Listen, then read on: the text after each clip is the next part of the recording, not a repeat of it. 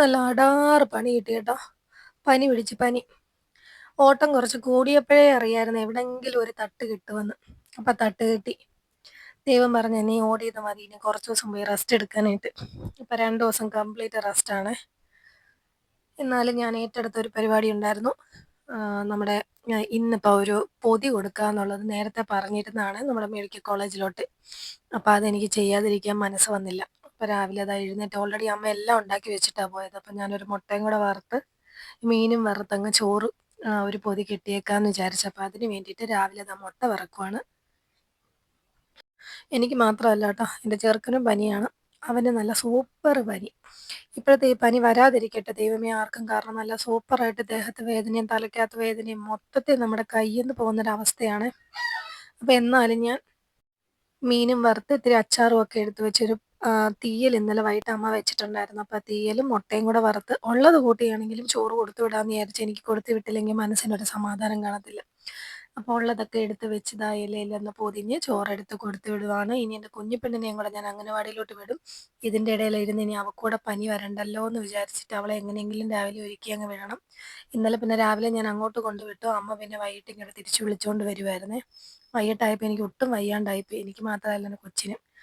അങ്ങനെ അമ്മ ഇന്നലെ വൈകിട്ട് പോയി അവളെയും കൂടെ കൂട്ടിക്കൊണ്ടൊക്കെ വന്ന് പിന്നെ രാവിലത്തേക്കും ഇന്നത്തേക്കുമുള്ള ചോറും കറിയും എല്ലാം ഒന്ന് സെറ്റ് ചെയ്ത് വെച്ചിട്ട് രാവിലെ അമ്മ ജോലിക്ക് പോയി. എഴുന്നേൽക്കാതിരുന്നാൽ ശരിയാവത്തില്ലല്ലോ. അപ്പോൾ എന്നെക്കാളും വയ്യ അവന്. അപ്പോൾ അവനെ ഒന്ന് ഓക്കെ ആകണമെങ്കിൽ ഞാൻ എഴുന്നേൽക്കാതെ പറ്റത്തില്ലല്ലോ എന്ന് വിചാരിച്ച് ഞാനങ്ങ് എഴുന്നേറ്റു. പിന്നെ നമ്മുടെ ലക്ഷ്യയുടെ കാര്യങ്ങളൊക്കെ പെൻഡിങ്ങിലായിട്ട് വരത്തില്ല. അവളുള്ളത് കാരണം അവളതെല്ലാം മാനേജ് ചെയ്ത് പൊക്കോളും.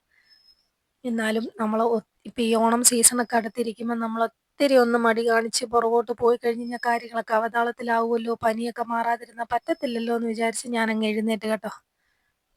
അപ്പോൾ എൻ്റെ കുഞ്ഞിപ്പെണ്ണിനെ ഞാൻ എന്താ പല്ലൊക്കെ ഒന്ന് തേപ്പിക്കുന്നു. ഇവിടം വരെയുള്ള കാര്യങ്ങൾ കുഴപ്പമില്ല. ഇനി കഴിപ്പിക്കാനാണ് പാട്. ഇത് കഴിക്കണം ഇടിയപ്പം. ഫോണ് തരാം. ഇടിയപ്പം കഴിക്കുമോ? അവിടെ വെക്കാനായിരുന്നു കഴിക്കാൻ.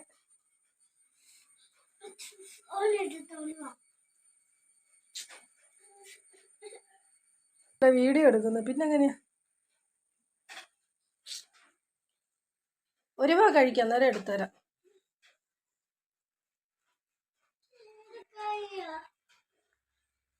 ആക്ക് അതെടുത്ത് മടി വെച്ചിട്ട് കഴിക്കേ.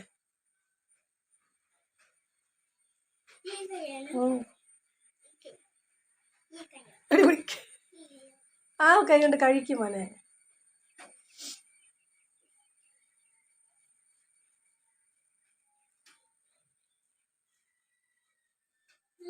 സൂപ്പറാണോ?